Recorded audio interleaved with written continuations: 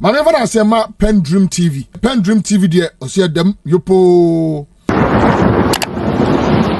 Sure say about 80% of that 7.5 billion allocation to District Assembly Common Fund, Sikano will go directly into the account of the district assemblies. Very well. Because of the SC in the past,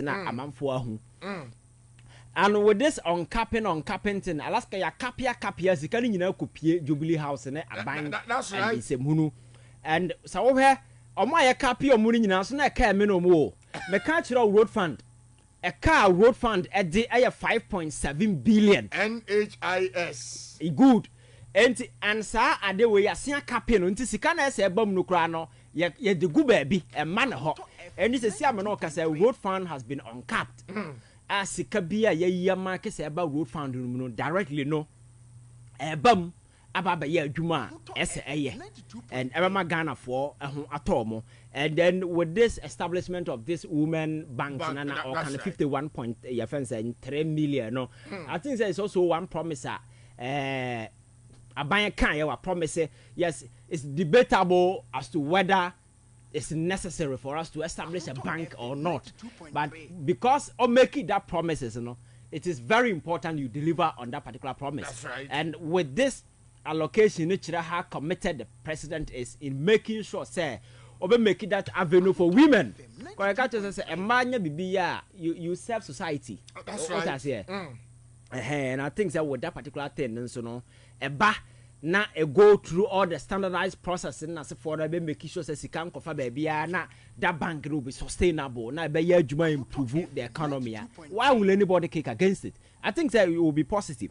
And again, dam spillage na a course so we be say eduru your politics. Asika the people over there do me wa brante bia why poultry farm Alaska ne nkoko nyina tensu ani kokwa brane share that's okobie nsu agu nipa so but the people very serious. Yes, young guy or no your poultry farm no order sorry and ne nkoko ni nyina tensu ani eso bi TV o he na nam na ehwe na ohene kra tensu ani usi TV ya say ohene bi tensu ani o kohwehwe at about 3 days and no mu hu no ne chene ni we nyina akọ Alaska, I think that is very, very important.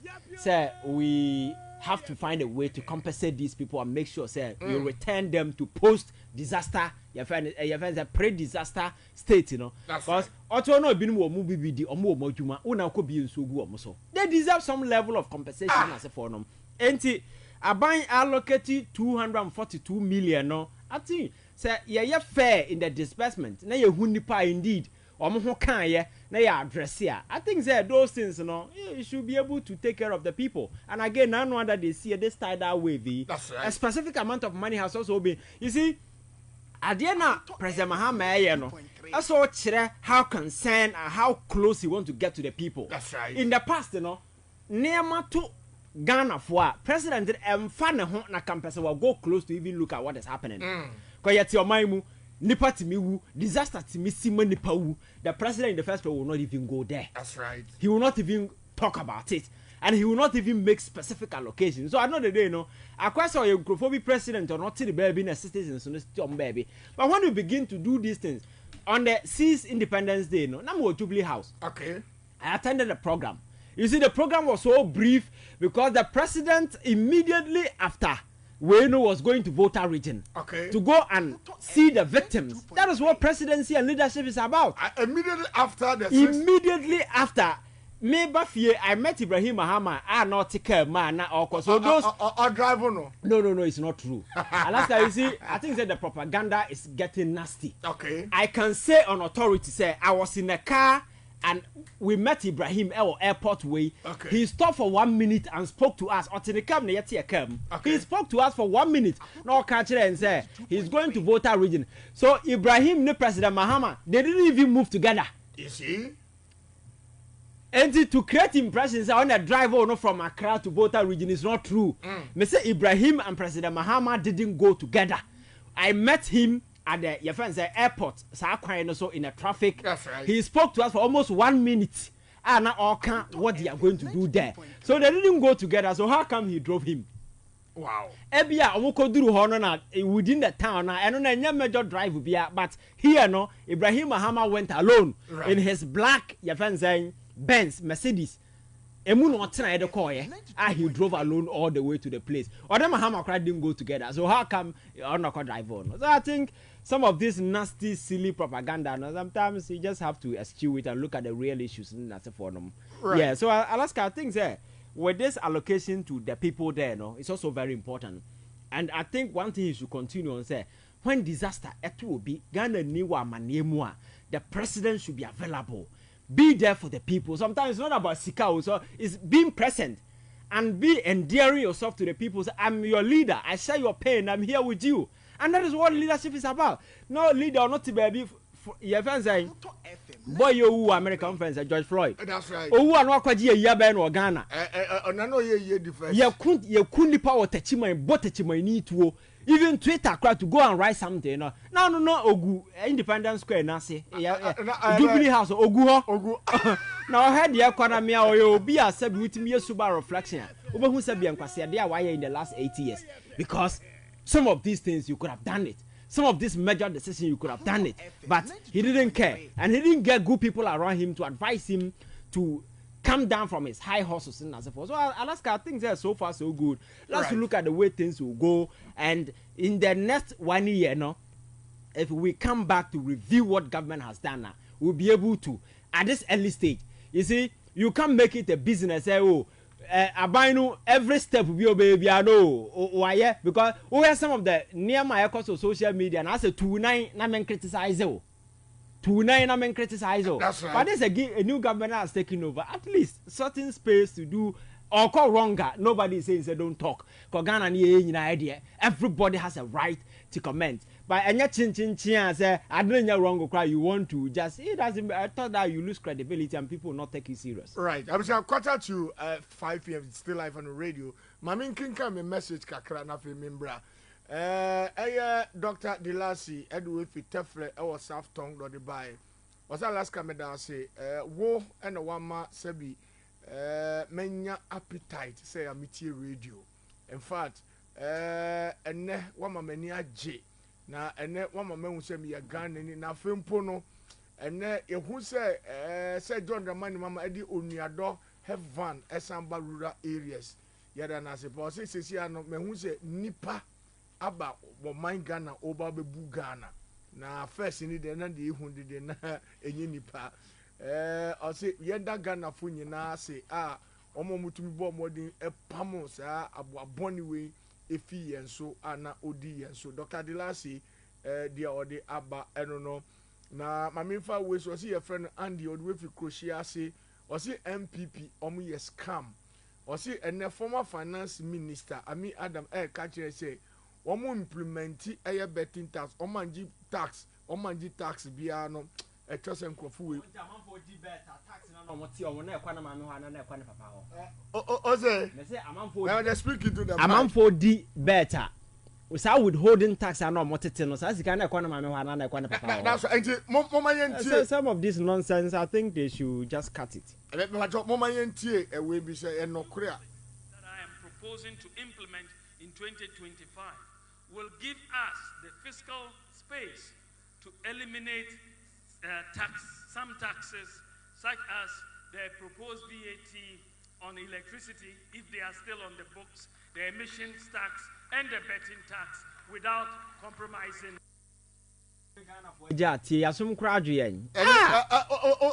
Reason to my boy when they say Dr. Bawumia, just listen to him on the taxes and also promises about the new policies that I am proposing to implement in 2025 will give us the fiscal space to eliminate some taxes such as the proposed VAT on electricity if they are still on the books, the emissions tax and the betting tax without compromising. The funny thing is that and Afenyo Markin and Co went out there and campaigned on the fact that I'm scrap it. And now I'm scrap it. The same person to parliament. I know to what say I'm fine. And the only you know, I'm also there. What's it the omotete no when it? Na me say na say betting tax. Would better mote or you can ask people who have been betting. That's right. So this has sika no mote a ekwa na mame ho na ekwa na papa ho. Also so man gigi a. Some of these things, you know. I think that we see ya politics in such a way say chin some criticize me bibi kan. But so we yes idea we so say Ghana for nim nyansa. I'm saying that this budget, put everything aside, is one of the best budgets. I'm telling you. Right. We may have your disagreement, but you see, because it seeks to address major challenges of the people. Of the people. Again, a son give you that kind of assurance, and then expenditure. Now, Alaska, do you know said the amount of money I buying ever spend this year? No, last year they are switching. That's right. That is what I fail to say. Amount of money a year market in 2024 budget. And our government echo spending no this year 2025 you are expecting Kasasi can be cultural, but this money is lower than the amount of money. Yes, and again expenditure expenditure no and I make us say lower no the amount of money a year budget in terms of taxes no is somewhere around 223 exactly, but last year go and check it was 187. So clearly I say something has changed. Was a cromfu ne bebu man. Yes. Me da say. Clear. Honorable, Owobika. Oh, na Alaska. So, me dey kan kira say, oh. But na do pa na panimu pa na. It's more dense ano. O hwa. O de. Oze. Akufa na ka cho say panyini. Adogagai. Yo. Maji betting tax. Ewo youth, especially youth. Also manje. Ni etiti no. Omudi bet na etiti sas kan e ko. Ana say aye market nsemampom bi ba bia goes to few on ma some few on ma be Jesus. No, we have to dive into this serious pa. Alaska Enra na me transfer money from my bank account to my wallet. Omo tell me. Me see sika na free wallet to me way almost sante me. Right. Ana obeka say saska no mu manji mu kan na manji wo former finance minister. Da be na no so wanje na ba o me ni gina ho ne say oba obeyi efi ho no. Sisi ano ati wo mtu o. We have to investigate ati wo mtu. Etie from brem na fe yan wrap up. Etie from brem. Yaw edu ofia yin so no say Alaska misre how many hours and a budget we yedi omri kan 0303 40262 0303 402 me pacha oba na why na snappy. Good evening, Commander 1. Yes sir. Boni ejuma me se wo man century ejuma ye de. And now sign invite people listening to more to a Hoto FM. So Nyangopon fa inchire bia e wo mu enfama. Now my good brother Ivan Ababet na on the night is a baby ewu.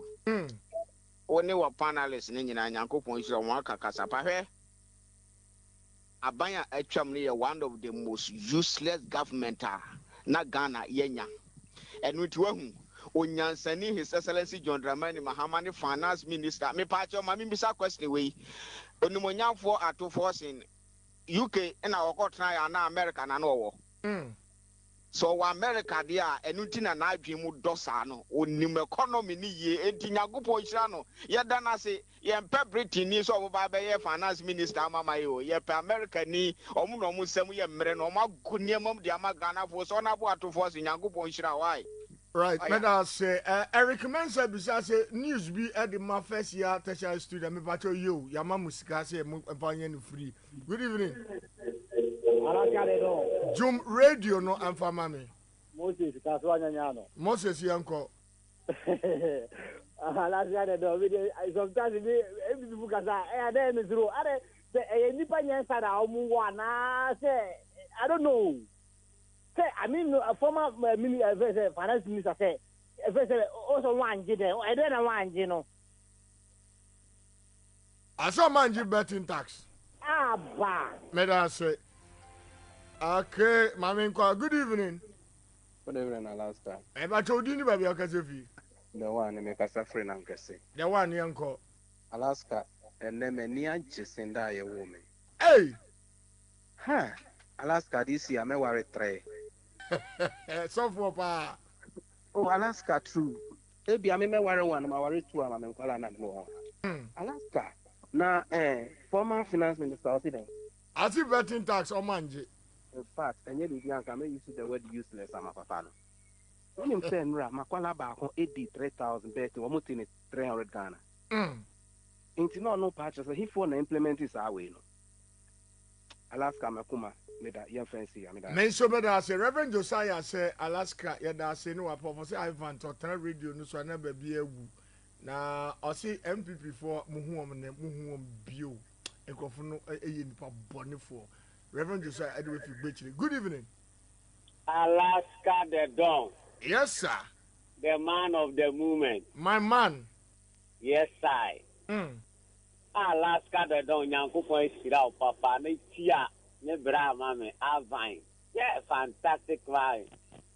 Mini abema ni Yankupon Sira ni ye papa. Me ka to say nyansa ni nimdie Yankupon de amano na enye bete sao. Angofo na ono na DOT ena kudu adiko ena bap angofo ndi omo ba radio so ana ba bi utumi se adini nyansa wo mu tirim se omo aban kasa na metewa na kese me ho adu me fom te de ye di nsuonyu bi agu me so no abrante nyankopon akira no Alaska tia no ma me wati nyankopon onye ne kese papa because ocean analysis are na utumi man is fantastic angasa nyankopon akira ni ye papa non tunin kwandam yo hwehwe wa asase bi am sire nyankopon so man on fa man na me sire ye papa John Dramani Mahama nipa bi mi se no na ese omutumi advice o ma ya ma omu position ni bi no what ya se emfa ho se o ya afala wo ye panyin na nyansa ni nimdi okura no o advice amanfo for adwuma kon company bi ni ade wo mo de institution no ebe boa yan Alaska edimpanyfo nwe ho na omofa enko adwundwum na bibia nye de enko so na Alaska me sin ne budget die papa no joma ma o fe se nyankopon na de ne ba ya nkasa sese wa ma ewiase ye nyina ya kuma to Alaska wo da sese wo da yetimi da so ati ase e ma ayam sisi bi ani ho o mele ni tu ni nyankopon nya adwuma me da ase Menso me da ase. Good evening. Hello, good evening. Good evening. Ujina so. Hello, Benke. Benke ujina so yanko. Alaska de don me mawaju moni adwuma. Edinti akese ede ma Ivan che innocent. Na wankasa. Na Alaska wonwa se former finance minister. Now no ye finance minister na mpa. Alaska mensri o because se obi onu no tie nchen kura nim se sa kronfo aban amudi bayi na mo gigi yen betting tax na wo finance minister mua abegina TV so e ka kire yen se no na mo ngi betting tax na me mami amana na ejiji ana Once a miti o me dem nam gata nkrofo no am robbers musi meboa nti ne American na meboa we am robbers akese pa na in fact this is at forcing the teacher Ediama papa no this is a budget and restore the hope that we want in the economy. Alaska only me there. For the first time in 8 years, you have printed textbooks aman kwala. That's right. Now oba school the stress of going through. So top one textbooks 120 cedis, 150 cedis no. They fear who for so. Anya shekra edi or there be ebeba ema ye be school next time. Ye nyina benya resiemu say some part of our budget have been taken off. Tama yan yako school sana na etio Alaska. And yes, I will go school and send our mammy a pesika bebrebe a textbook atowe. We are buying a provided, including even pens and pencils near the Mayan. John Dramani Mahama, Yamin Surao, Alaska de Don, Yamede, or the Watcher Yanqua, Yamin Surao, baby. Men so meda say, Dixon with Bodra, so say Alaska, Yadasini Juma, way, no way Juma Papa, or see betting tax, or see budget, or Dafino. Or the also on our markets were confused. What kind of budget in you have who New York? but ɔka kyerɛ ministers ni nyinaa so obi ambɔ mmɔden na John Mahama n'ani so ade hunu no ɛnkɔ good evening. Good evening, Alaska. Wudi ni baabi ɔka sɛ fi. Only as from Asama.